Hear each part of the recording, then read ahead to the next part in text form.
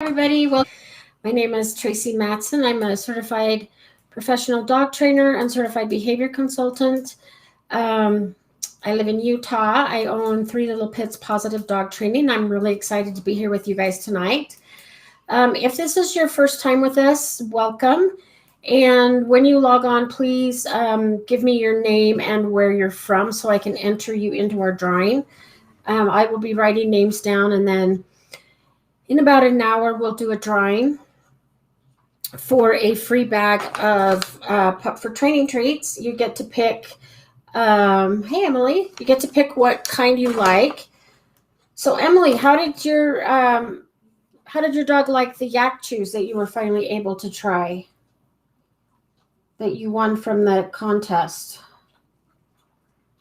Or did you get them yet? Hey Karen.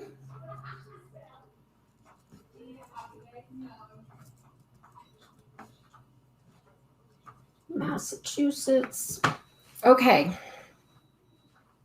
Oh, loves them. Good. My dogs love them too. They're awesome.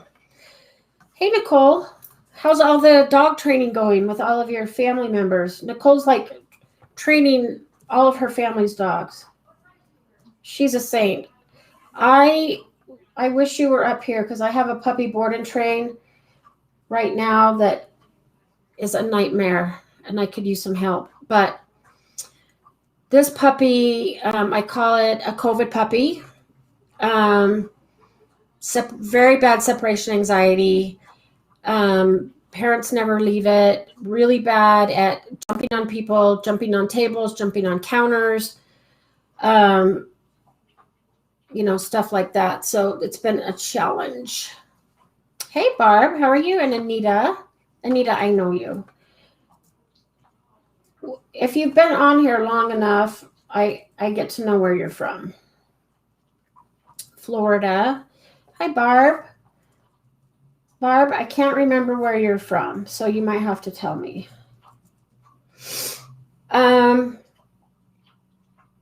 Yeah, and I'm okay if the yak chews break because they're so big and they last so long that I actually like to save some for later. Unless we're doing training with Jade where she has to do a long settle, then I'll give her a whole yak chew. But otherwise, once it breaks off, like I'll take the big piece and save it for later. It was funny because when I very first started taking Jade to church with me, so Jade's a service dog in training. Oh, South Dakota, that's right. Once I started taking her to church with me, at first I would try to give her a chew item, and she was so loud at chewing on a yak chew that I had to take it away from her. Now she settles perfect. She doesn't even need a chew item at church, which is good. So I always joke that, church can be kind of boring. So Jay just lays down and falls asleep, but that's just kind of a little private joke. Okay. Have you guys seen, the post? Hey, Willow. Okay, Willow, you'll have to remind me where you're from. I'm glad we have some like new or like have some, people back that haven't been here with us for a while. That's awesome. So Pupford is having a contest. I have to look up, Iowa. My best friend's in-laws are from Iowa, so they drive back to Iowa every year, sometimes a couple times a year. Hi, Brian. Okay, Brian, I know you and Renee are from Illinois.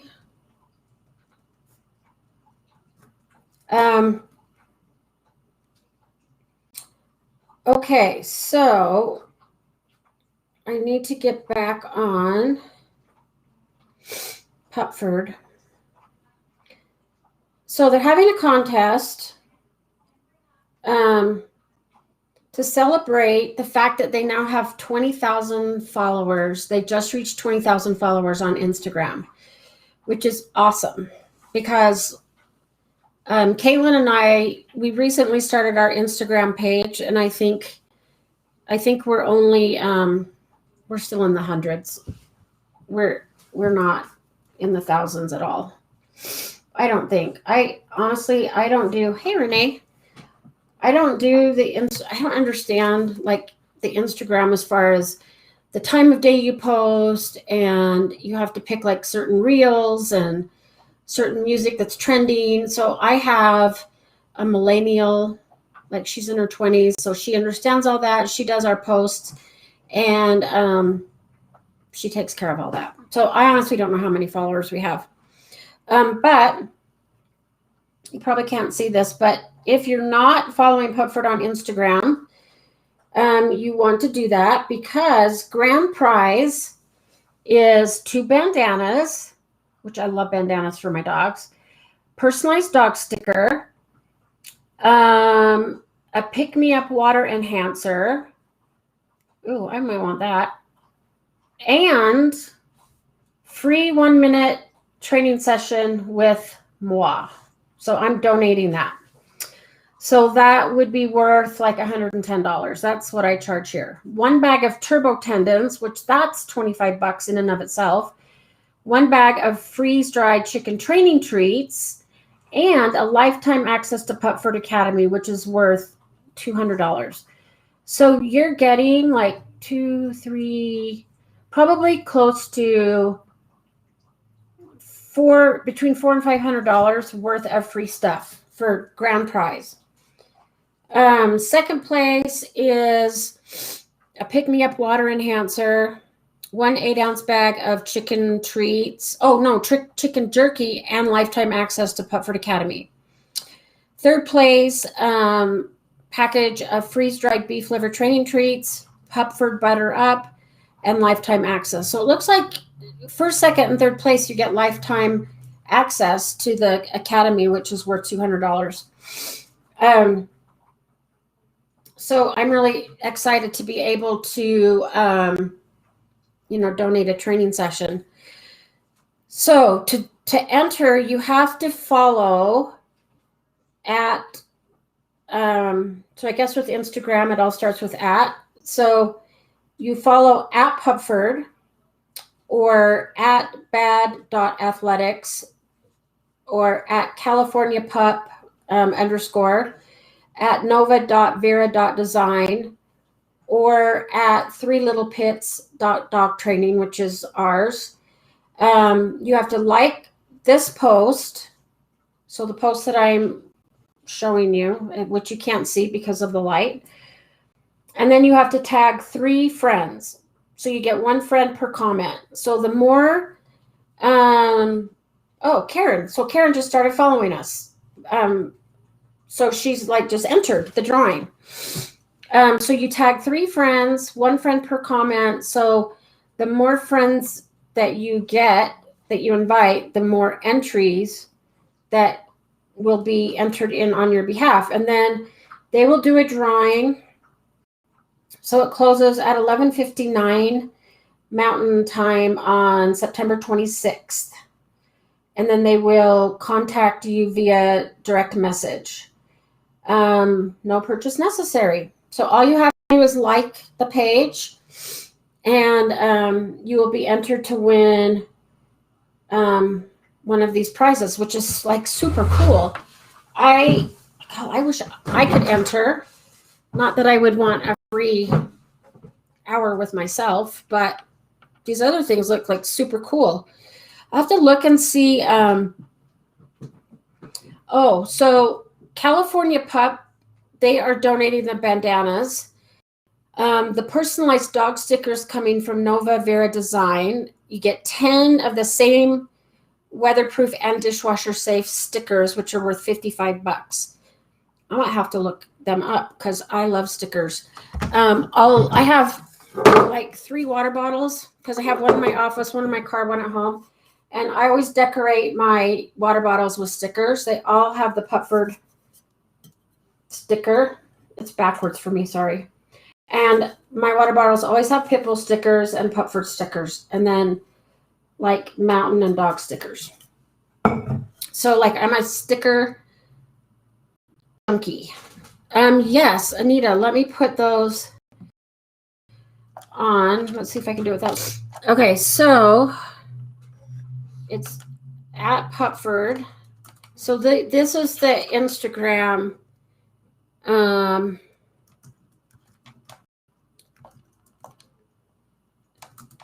These are the Instagram addresses. California Pup looks like _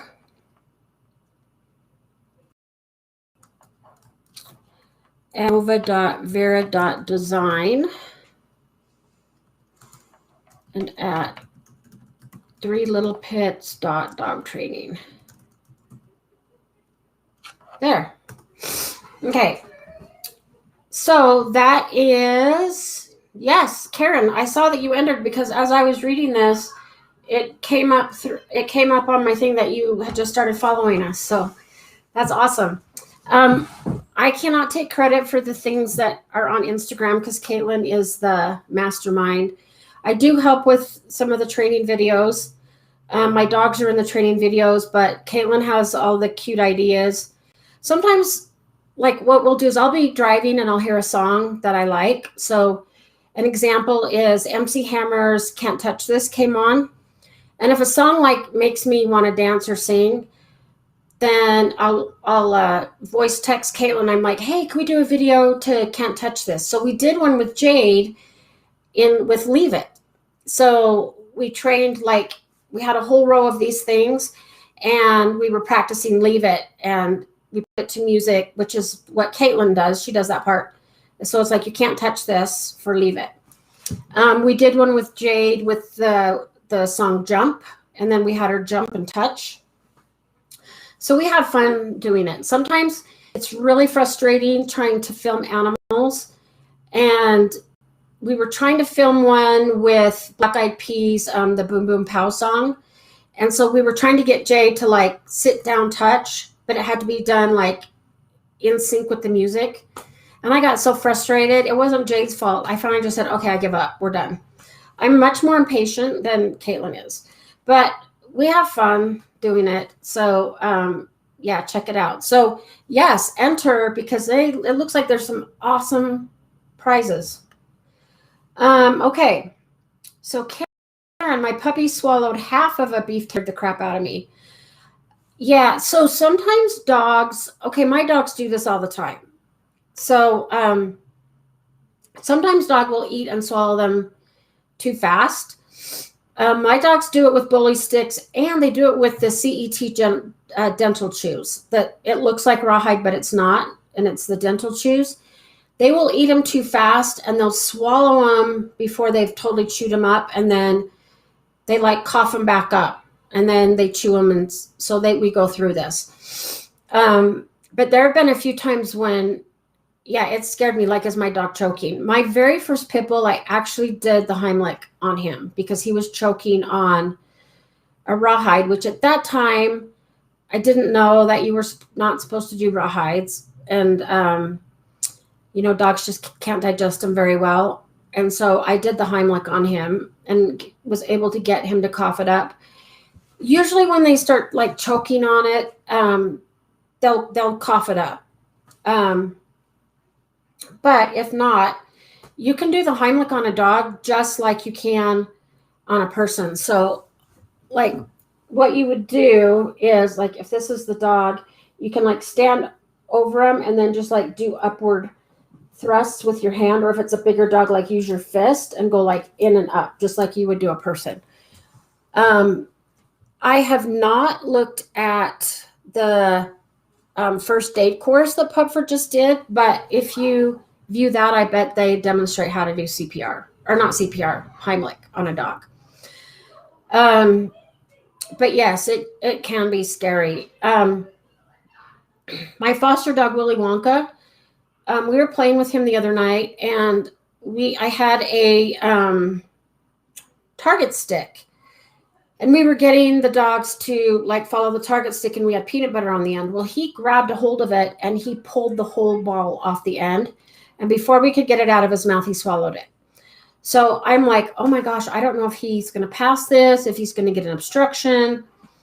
So I watched him. You for signs that he was obstructed, which I never saw. He was pooping, eating. It's funny that I never saw it come out. Like, I never found it in his poop. But he never got an obstruction. So they must be like really resilient. And it wasn't like totally hard. It was a little bit squishy. So it could have just like dissolved, kind of. I'm not sure exactly. But yes, it can be scary. But yeah, you can use the Heimlich.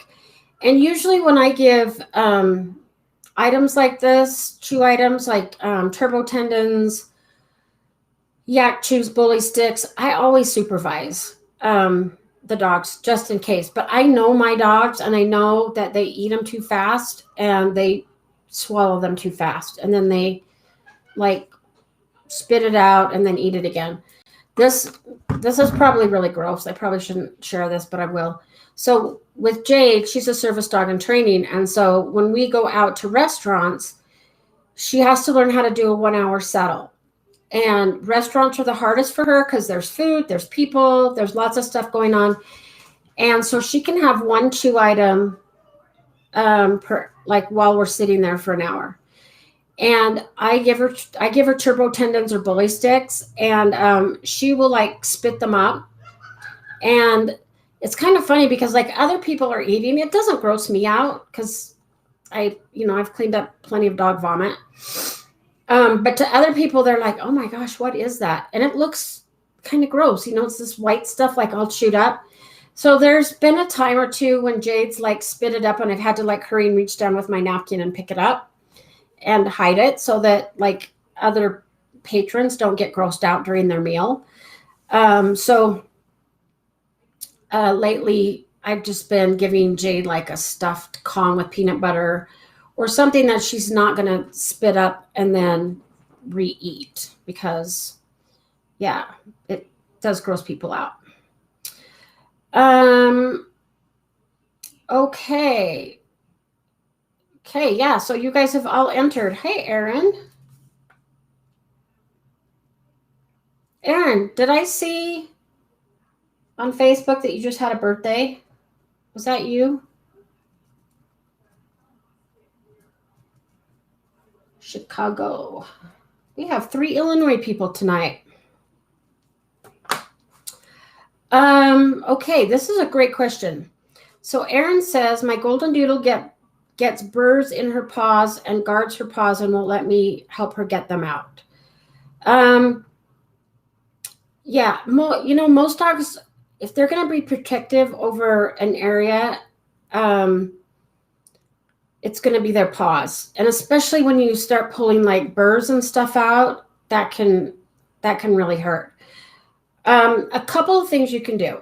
You can use a lick mat, which I don't have one here, but you can get like a lick mat, stick it on the side of a tub, or you can get a paper plate, tape it onto something and put like peanut butter, pumpkin, cream cheese, baby food, and let your dog lick it while you're handling paws.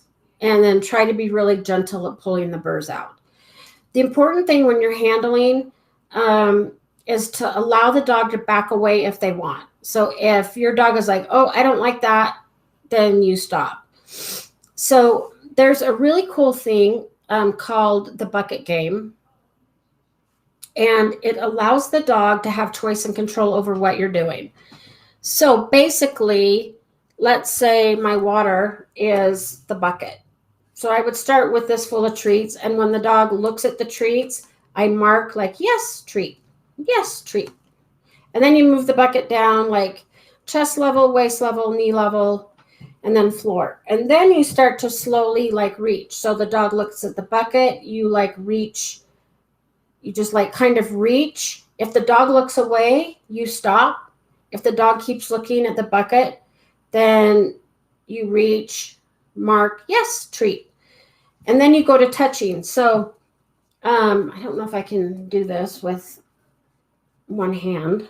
Okay, so let's say, so normally the bucket, the dog would be facing the bucket, okay? So I'm holding the bucket, and then I would reach over and like touch a paw. Like, see, with my middle finger, I'm touching a paw. If the dog keeps looking at the bucket, it's yes, and then you give a treat out of the bucket. If the dog looks away from the bucket, like, oh, what are you doing? Then you stop. And then and then you give the dog a second to look back at the bucket. And then you go to touch again. And if the dog keeps looking at the bucket, it's yes, treat. So what that does is it gives the dog the chance to say yes or no.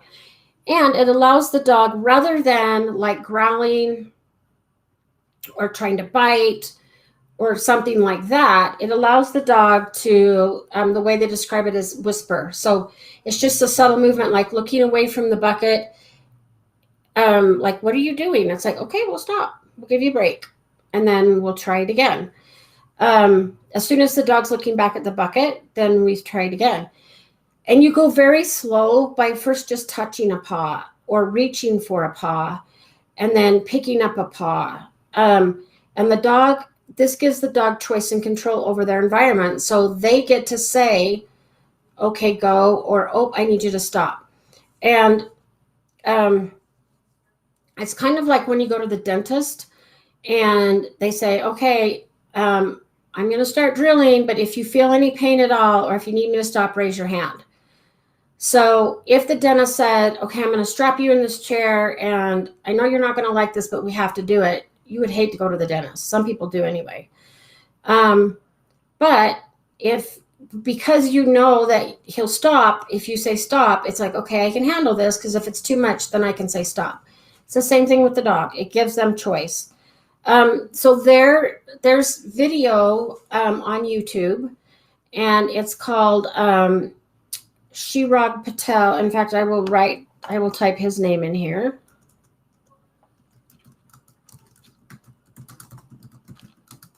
There are 3 or 4 videos on like exactly how to do this.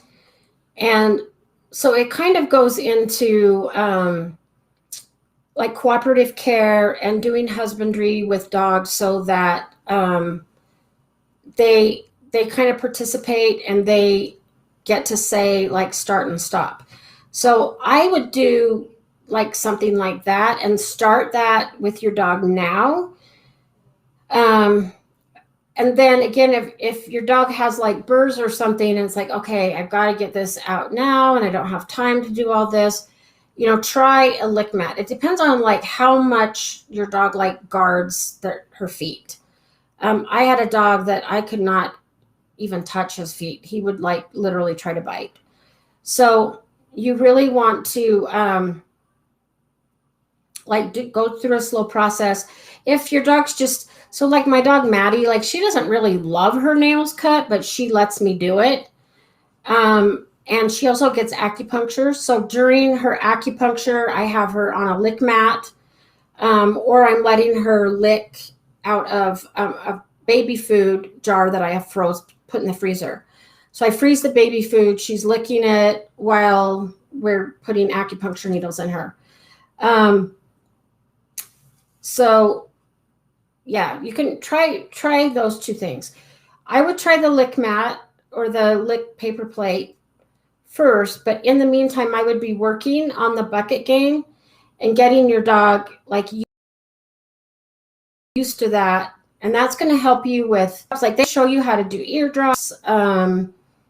You can trim nails that way, get burrs out, like anything that you need to do. Okay, Karen, I never found the beef tendon in her poop. Yeah, I mean, it's scary.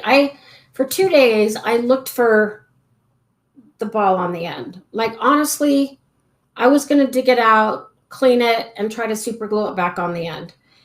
And then I didn't see it come out, and so I kind of gave up. And then I knew that it was just going to come off again, so I just threw it away and bought a new one. So yeah, sometimes it can be scary.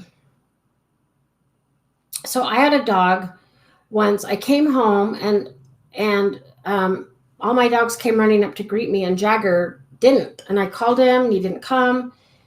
And I went into the dog run. The dog run gate was open, and I called him, and he staggers around from the front of the doghouse, and he was in respiratory distress. He could not breathe. So I hurried and called my vet. My vet says, stick your fingers down his throat and see if he's choking. So I stuck my fingers down his throat. He wasn't choking. But just so you know, if you think your dog is choking on something, you can stick your fingers down and pull it out. However, because he was stressed and in respiratory distress, he did bite down. He didn't break skin or bite me hard, and it was a scared response. But I did have to rush him to the vet, and he was having an allergic reaction to something. We don't know what. Never happened again. Only happened that once, but that was scary. Okay, any suggestions for dealing with fear of lightning and thunder? Yes. So,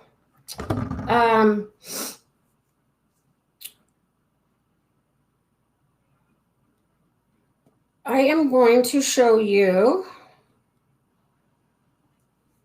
the Pupford app. So Pupford has, this is, the light's so bad in here in my office. So Pupford has an app that you probably all have seen. And on the bottom is sounds, okay? So there's one called nature, and there's thunder. And then there's also, there's over 100 sounds on here. There's fireworks, thunder, everything you can think of, sirens. So what I do is I do this with puppies to desensitize them. As part of our socialization, I do this with puppies. But if dogs are afraid of thunder, lightning, fireworks, things like that, I do this as kind of a way to change their emotional response. So I start with the volume low. So I start with it about a fourth of the way up.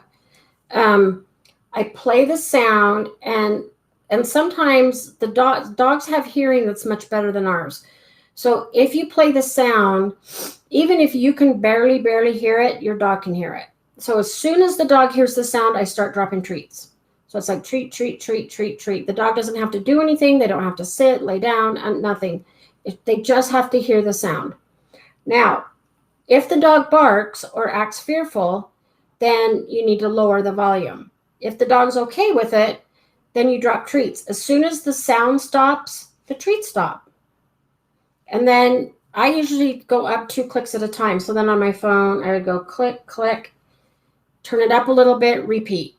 So then they hear the sound a little bit louder. Treat, treat, treat, treat, treat. Sound stops, treat stop. So basically what you're doing is you're pairing the scary sound with treats. And so the dog learns to associate, oh, when I hear thunder, I get salmon treats. And usually when I'm doing this with dogs, I use the Pupford salmon treats. Now your phone only goes so loud, but then I use a Bluetooth speaker. So then I can get it a little louder, a little louder, a little louder. You can also use YouTube. The nice thing about this app too is they also have a recording button, which I know you can't see this, but there's a recording button, so you can actually record your own sounds. So you could record your next thunderstorm and then play it. So sound equals treats, and then when the sound stops, the treats stop. And then you very gradually increase the volume. And then if at any time your dog acts afraid, cowers, barks, then you back down on the volume. Do that for 2 or 3 times, and then slowly raise it again. Instead of going 2 clicks up, you might just go 1 click or something like that. I've done this with skateboards. I have a lot of dogs I'm working with that hate skateboards and are really kind of aggressive towards skateboards and the people riding them. So I get on YouTube and I type in skateboards, and there are hundreds of videos of kids doing tricks and skateboarding, and all I need is the sound. So I just play these, play the sound. You can control the volume on your computer. Works great. The other thing, so my dog Hallie, who was my victory dog, she was terrified of thunderstorms and fireworks. And she would bark and just shake. With her, I bought a thunder shirt, and I honestly did not know if it would work. But I thought I'm going to give it a try. So I bought a thunder shirt, and it worked. Like, I'm a true believer of those now. I put it on her, like, it was like night and day. Like, she would be terrified, would bark, growl. I put the thunder shirt on. She would lay down on the bed, relax, and go to sleep. So it's like swaddling a baby. Like, it kind of hugs them. Another thing that I've done is there's a CD called Through a Dog's Ear, and it's like soft piano music. It was put together by and I'm gonna say this wrong. It's like a guy that majors in or is an expert in audio psychology or something like that, but how audio can affect like emotions and stuff. And then a classical concert pianist. So they put this together, and it can actually calm a dog down. So during a thunderstorm, or where I live, the whole month of July is fireworks. And so if I know there's going to be fireworks, I'll put the CD on and play it for the dogs to like really calm down. So they've tested this in clinical studies. And when I had mentioned to somebody, how my dog like just hated thunderstorms, and one of my really good friends CD in the mail, and I've been using it ever since for 10 years. They have different volumes. I know we used to play the CD at the rescue. So we put in the CD. I'm going to type in the name, Through a Dog's Ear. I think you can get them from Amazon, but I'm not sure. We played them at the rescue all the time, and it just has a calming, soothing effect on the dog. Karen, yes.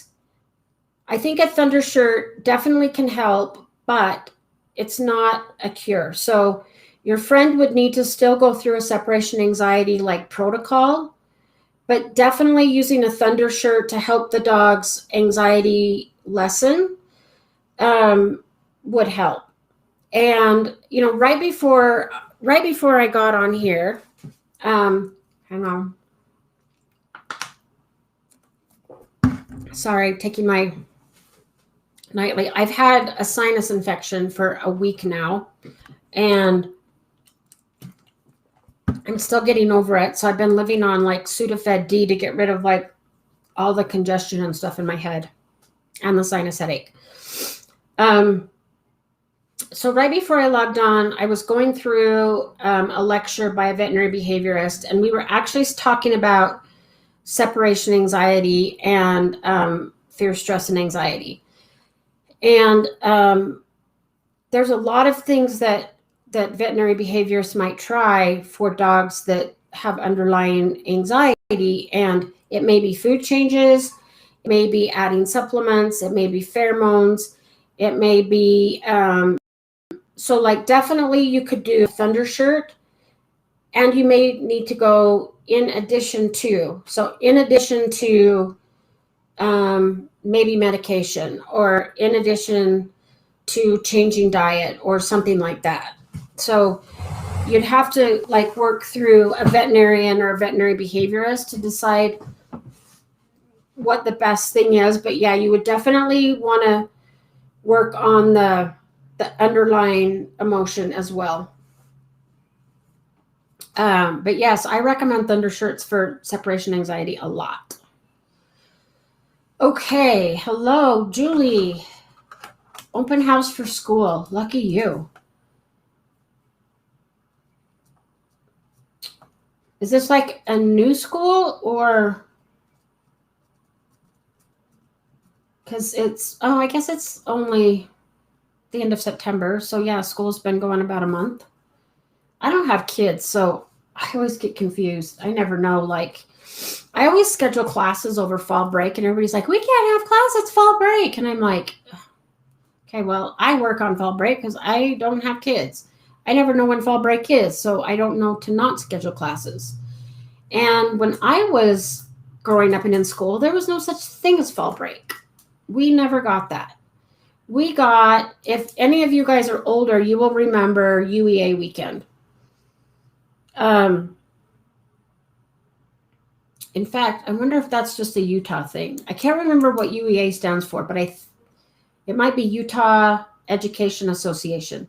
That's where all the teachers went to a conference, and all the kids got like 4 days off, like Thursday, Friday. So we got a 4-day weekend.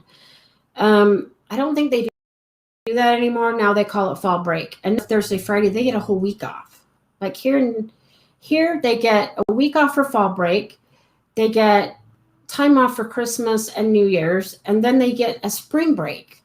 And I am telling you, when I was growing up in school, we never got that stuff. We got the 2 days for UEA, we got 2 days at Easter, and like a week at Christmas, and that's it. So kids don't realize how lucky they have it right now.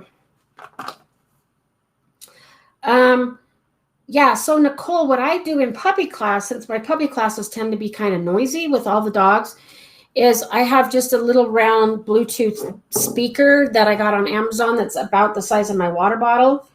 And I just connect it to my phone. I can still use the Pupford app, but then it's louder for the big room, but I can still turn it down pretty soft. Before, even the loudest volume on my phone wasn't loud enough for a puppy class. So I brought the speaker in and did that. So yeah, you can do that, and then that's how you get it louder. Because, like, sorry guys, my nose is like running. I don't have any Kleenex in here. So when I'm in people's homes, they're like, like, we'll desensitize dogs to like doorbells, door knocking, and they always say, well, yeah, but this is great, but the actual doorbell is going to be so much louder, or the actual fireworks or the actual thunder is going to be so much louder. And they're right. So I had to figure out, okay, well, how am I going to make this louder? And it was by a Bluetooth speaker. So it worked great. Oh, new teacher for this year where my kids have the same teacher. It was virtual. Oh, cool. Cindy, how are you? Oh, Nicole, when I was in school, they didn't have spring break as they canceled it. How come they canceled it? I'm sure that you're much, much, much younger than me. We didn't call it spring break. It was called Easter break, and it was just Thursday, Friday. Okay, let's see. Oh, Cindy, I got to write Cindy down.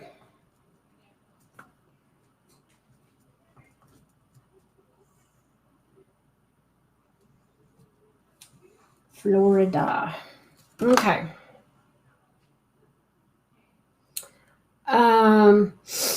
Okay, Cindy got the perfect Joey and Pepper. Pepper has become the alpha, and Joey respects him. We leave them alone, and they are awesome. Took all summer, but we made it work and let them play it out themselves. Joey not relentless anymore. Yay! That's good. I love to hear success stories. And the big thing is, guys, it takes time. Like, it does take time and consistency. I went to a client's house today whose dog is having issues at doggy daycare. And he's being a little bit of a bully, And I go to the house, and as Dr. Phil would say, I don't ask myself why this dog is acting out. I ask myself, why not? Like, I can totally see why this dog is acting out. Because there's no structure. They claim that the dog is trained. However, the dog wouldn't do a sit. The dog could not hold a stay for longer than 5 seconds. The dog was jumping all over me and barking for, like, demanding food. And everybody like thinks it's so cute and they give in. And I'm like, oh yeah, you know what? I think your dog's adorable, but that doesn't work for me. And so as soon as on me and barking, I would walk away, sit down, ignore the dog, no treat. And the owners are like, oh my gosh, I can't believe you're doing that to my dog. And I'm like, well, I'm not going to reward bad behavior. And if you keep giving in to this is why it's happening. So you can't reward bad behavior. We tried, like I did try redirecting. So let's do this instead. But all the dog wanted to do was bark and jump. And so I would just walk away, ignore, sit down, put the treats away. And this dog's 2 years old. So it's had 2 years to practice this bad behavior. So to fix this behavior, it's not going to happen overnight. It's going to take time, structure, consistency, which honestly, I don't know if these particular owners are going to do it. I don't know if they're going to put in the time, which is too bad, because if they don't fix it, their dog's going to get thrown out of doggy daycare. And at first we were trying to decide, okay, should I go to their home and do a consult, or should I go to the actual doggy daycare and work with the dog there in that environment?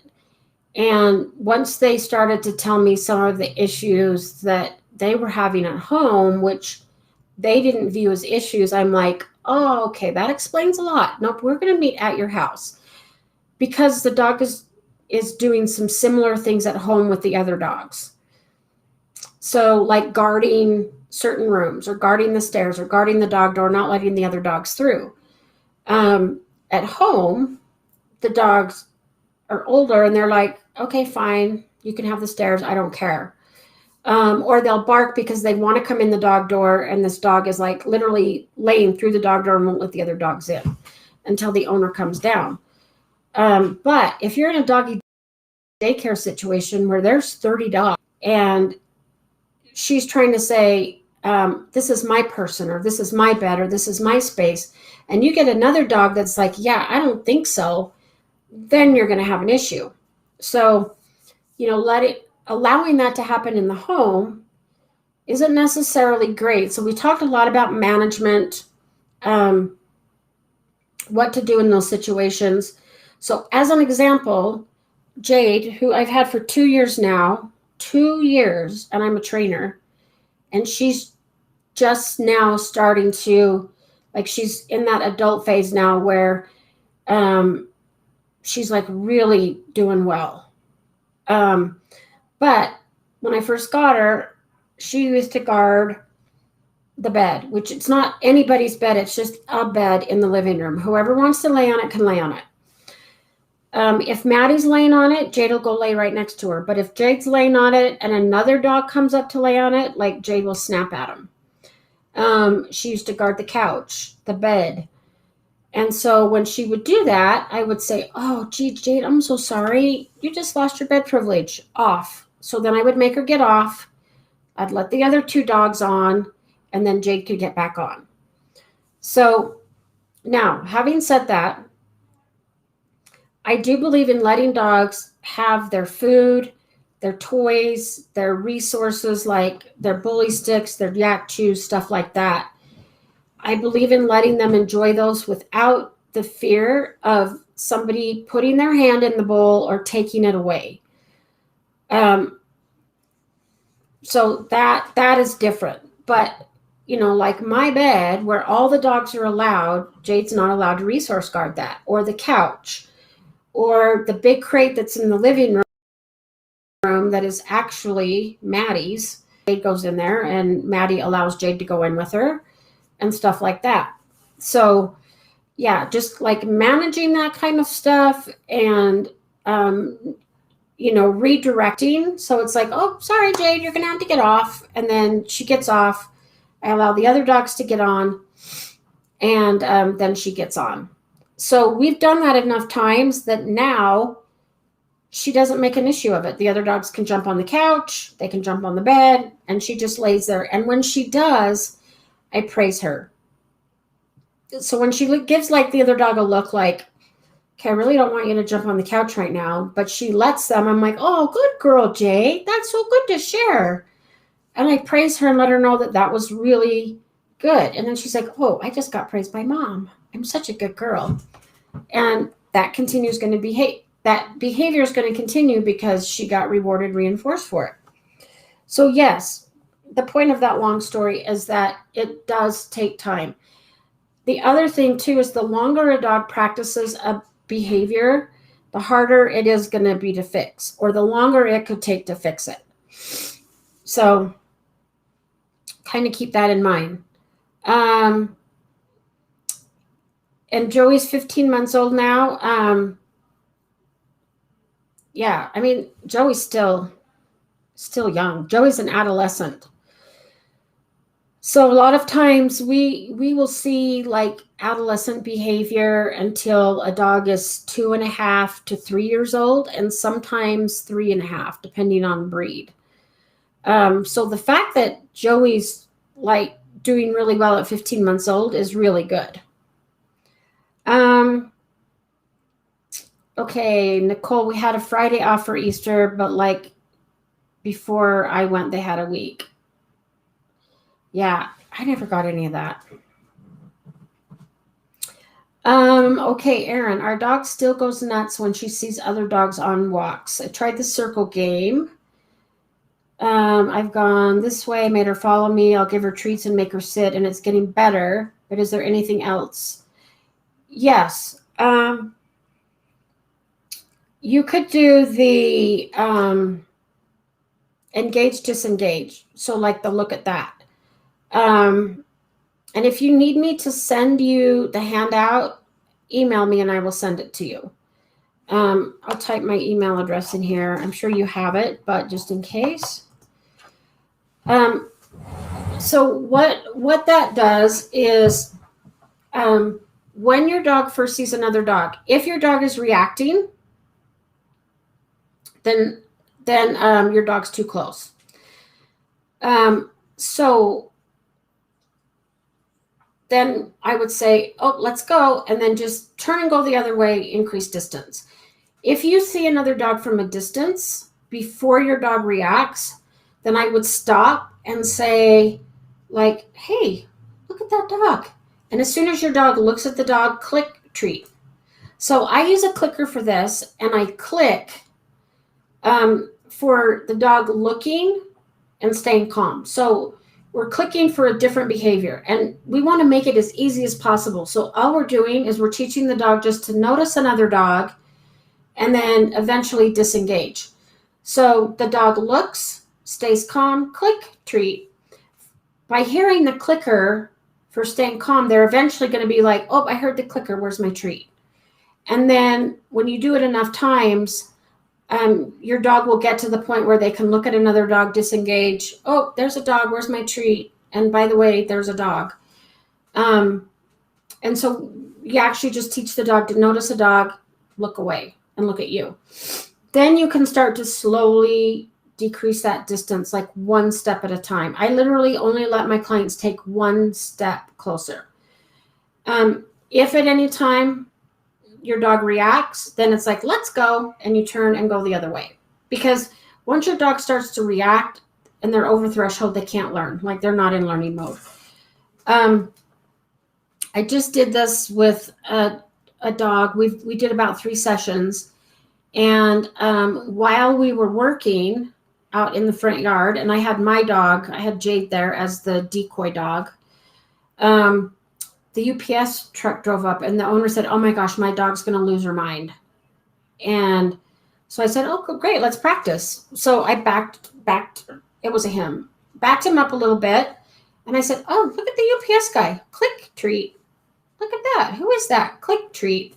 And you don't even really need to say, look at that. You can just like catch them like looking. They're going to look. Like looking at it, click, treat. Now, if the dog barked, I would back up. I'd say, oh, let's go back this way. But he was able to actually look at the UPS guy, walk up to his owner. I had the dog, so the owner was at a distance. Give the owner a package and walk away. And the dog stayed calm. After 3 sessions, this dog was able to go up and sniff my dog. Like we just do quick 2-second butt sniffs, and then I take him away and praise him. It's not like we let him interact and play because that could trigger him. And sometimes we have to have realistic expectations. Like your dog may never love to play with other dogs, and they may never like be able to go to a dog park or play. But an expectation realistically could be like, I just want to go for a walk and be able to like pass another dog on the other side of the street and have my dog not lose its mind. That's a realistic expectation. So that's what we worked on. We practiced walking down the street, having my dog on the other side of the street. And then kind of doing, then we went on a parallel walk down the middle of the road, and then we closed distance. But everything was very like set up safely, and where I could look at the dog's body language, control the distances, stuff like that. So maybe instead of the circle game, try the look at that. I actually like it better. And I think it works a little bit better. So I've seen it posted on Facebook or on the community group a lot, but if you need it, I have it and I'm happy to send it to you.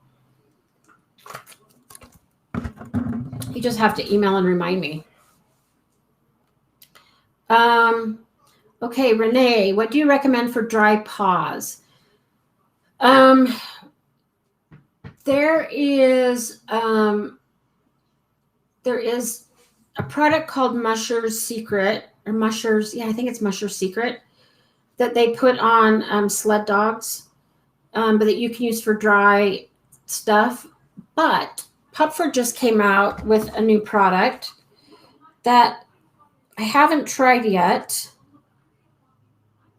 but I noticed that it's part of the giveaway. No, I have to get back on because I can't remember the name of it. Whoops. Ah, crap. I just screwed up. I hate it when I hit the wrong thing and then I totally mess it up. Okay.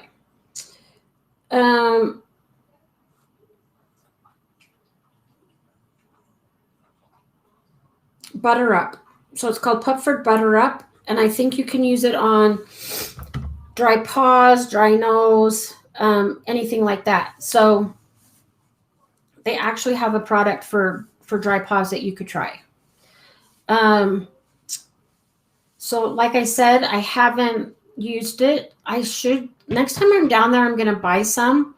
I always like to try everything that I can so that, if I endorse something, it's because I've actually tried it. And it's kind of like the Thunder shirt. I thought, when I first heard of a Thunder shirt, I thought, this is the most ridiculous thing. I'm going to try this so that I can tell people don't waste your money. Then I tried it. I'm like, oh my gosh, this thing is amazing. And so now I recommend it all the time. So yes, next time I'm down there, I'm going to buy some and I will try it. I don't know if any of my dogs really have dry paws, except for maybe Maddie. But I will try it. But yeah, if you don't want to wait that long, you could try that. I'm sure it's good because they always, Pupford's really good about getting like experts to develop their products and things. So you could try that. It's called Butter Up. And then again, there's the Musher's Secret and stuff like that. Nicole, Wilma guards my bed, and I've been having to have her get off a lot lately. Yep.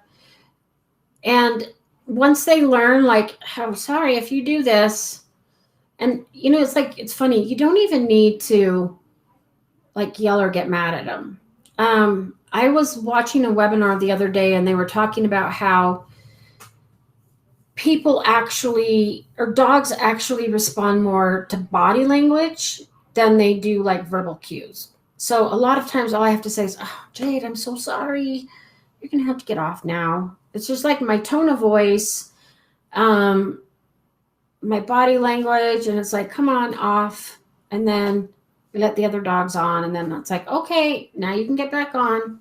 And now she doesn't do it because she knows what's going to happen. Okay, Julie, we are trying to get the girls used to the ring alarm and when a person is at the door. So when I try to do one at a time, the other one wants to participate. Should I create one when I work with the other? Yes. So when I am teaching door manners, I always do one dog at a time before I try them together. So what I did, in fact, we just did this yesterday. A client has 2 dogs. One is just a new rescue, still a young pup, like, several months old, not a little puppy, but the older dog is the instigator and the young dog feeds off of the older dog. So what we do is there's a knock at the door and they take the younger dog into a room. So they use hey, party time. Come on, we're going to go into the room. And I'm going to give you they throw treats onto the carpet and say, go hunt. And then we close the door and the younger dog is in there enjoying treats. Then we practice door manners with your dog. And then once the older dog gets used to it, then we switch. And then we do party time with the older dog. We practice the door manners with the younger dog who gets it the very first time. So you can see that the younger dog feeds off the older dog. Once they both get it, then we put them together. So yes, it is definitely easier to create one or put one in another room with a lick mat or a stuffed Kong or something else to do. Work with one dog at a time. When I'm working with door manners, I work with each of my dogs separately before I even try them together because they feed off of each other. And if one moves, the others move. And it's almost impossible. So, yes, definitely do them separate. We are having a birthday or a barbecue birthday for my older son, so I need them not to be overwhelming when people start showing up. I'm planning on having Ellie attached to me until I see she's comfortable with a lot of people around. Good. Another thing you could do is you could put Dakota and Ellie in another room with something to do. If they need to be in crates, you can put them in crates, give them a Kong, give them a lick mat, and let them be in there doing something as people arrive.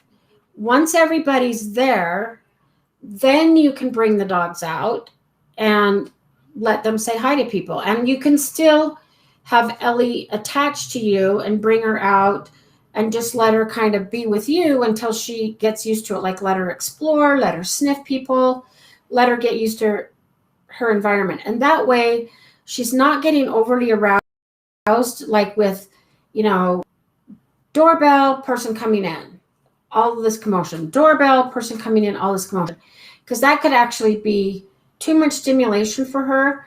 Whereas if she's in her back room, licking something, doing something calming, and you wait till everybody gets here, then you can bring the dogs out and let them greet people, and still have Ellie attached to you. So you know your dogs better than I do, but sometimes, okay, as an example, when I have a puppy board and train coming, even though my dogs are really good with other dogs, I know that if I bring a strange dog in, all 4 of my dogs are going to be right there wanting to sniff. And that can be really overwhelming for a puppy. So when I know that they're coming to drop off, I put all my dogs outside except one. And usually I let them meet Daphne first or Maddie because they're the calmest. And I bring the puppy in, they meet one dog, and then I'll bring in another dog and let them meet. And then once the dogs met all of the dogs, then I take them out into the yard and give them room to play and sniff and stuff like that. But initially, all of my dogs are outside except one. And sometimes, depending on the dog, I'll even put all of my dogs outside, bring the dog in, let him sniff, let him get used to the environment, the surroundings, and then I'll bring one dog in at a time. And I start with the calmest, which is either Maddie or Daphne. And then Jade, Jade's usually the most hyper. Willy Wonka is my special needs guy, and he drags his back legs, but he's still like, oh my gosh, there's a dog, there's a new dog, I have to say hi. And even though he's slower, he still really wants to check him out. So I do it like separately. So I would think about doing that too, like put the dogs up and then bring them out at the end. Cindy, so the leave it is perfect now too. Good. Every walk he used to try to eat everything. Now we see things I say, leave it, let's go. But you don't even need to say it anymore. That's awesome. So thank you for sharing that stuff, because some people get really discouraged, like on walks. My dog eats everything. My dog wants to eat bark. I'm working with a puppy right now that walks are brutal. And his owner or her owner is like 84 years old. So sometimes he's too tired and I have to handle the dog. This morning, the dog had chewed through the harness, so we had to do it on a flat collar. And this dog just wanted to pick up everything. And we didn't have the advantage of the front clip harness to turn her back towards me. So we were doing a lot of stop and go, a lot of changing directions. And it can be really tough. So it does take patience. Cindy, Joey follows all of Pepper's cues, even copies him when he was laying down. They've actually done studies, and it's called, oh shoot, no, I just drew a blank. I think it's called like Do As I Do or Do As I'm Doing. But a PhD actually did a study where they do something and then they tell the dog do it, and then the dog does it. And then I saw another video where another behaviorist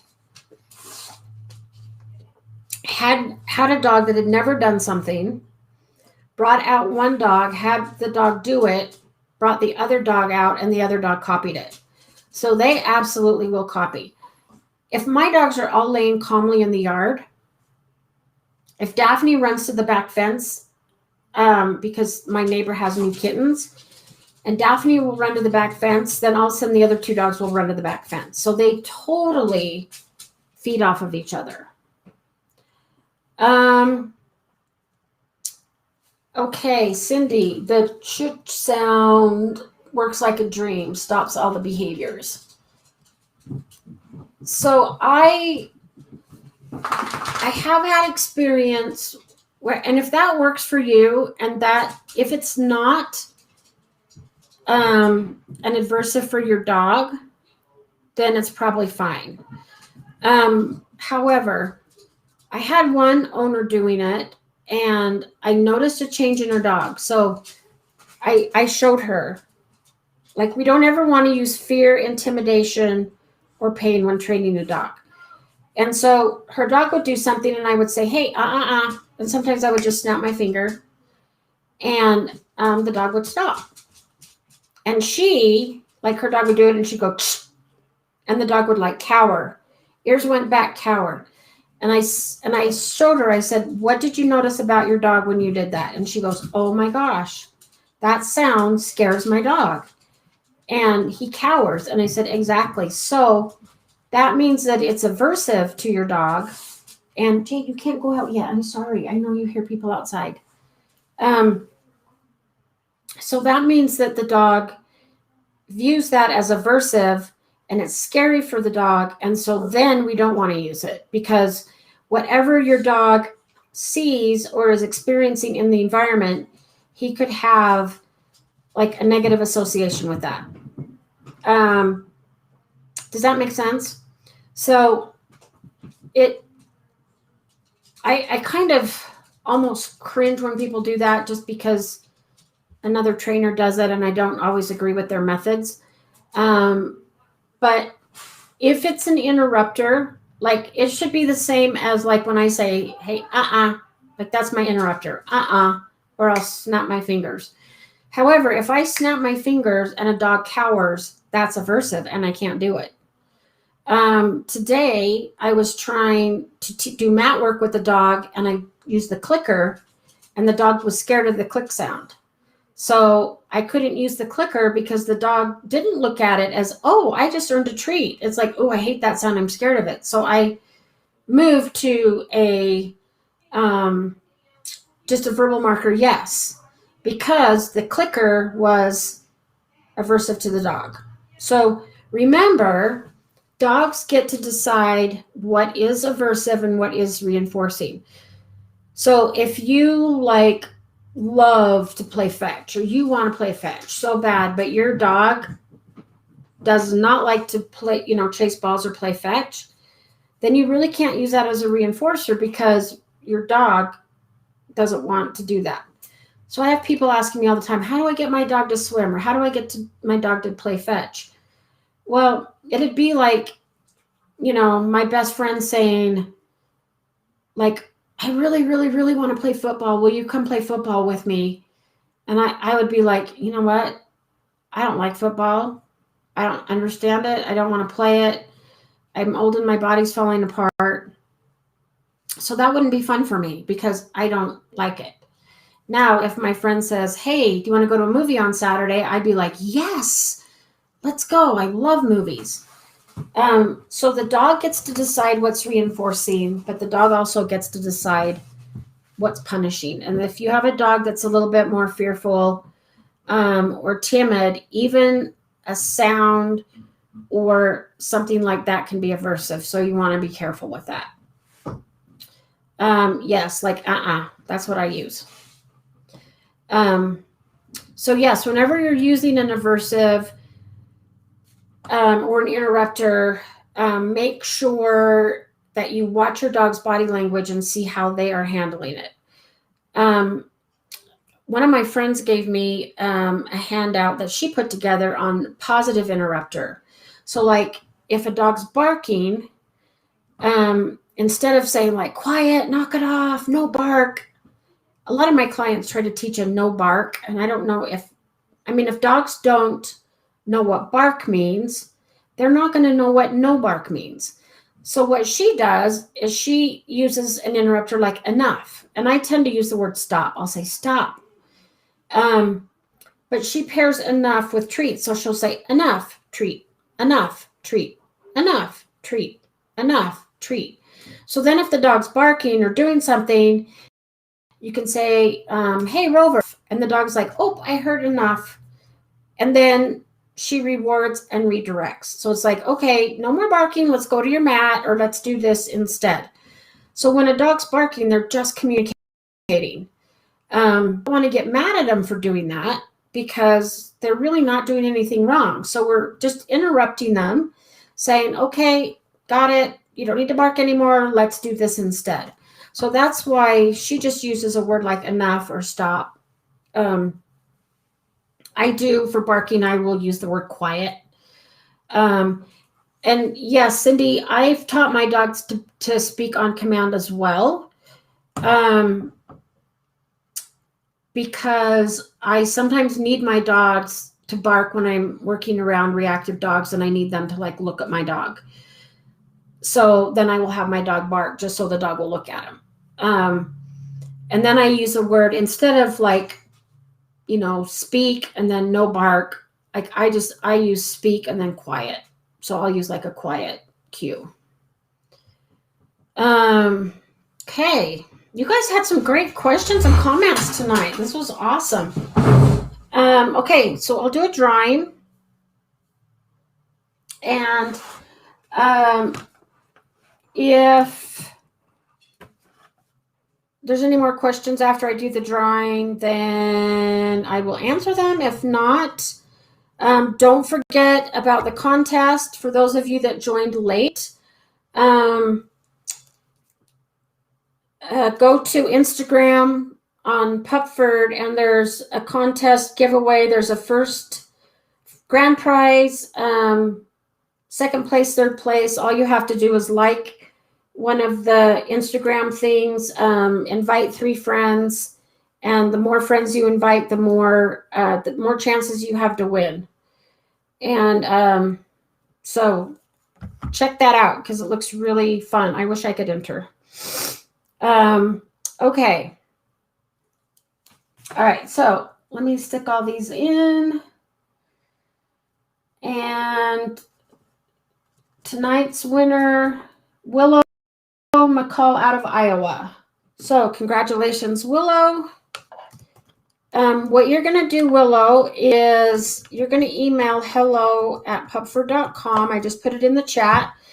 I'm going to also email them and let them know that you're the winner. And you can tell them what kind of training treats you want, and they will send them to you.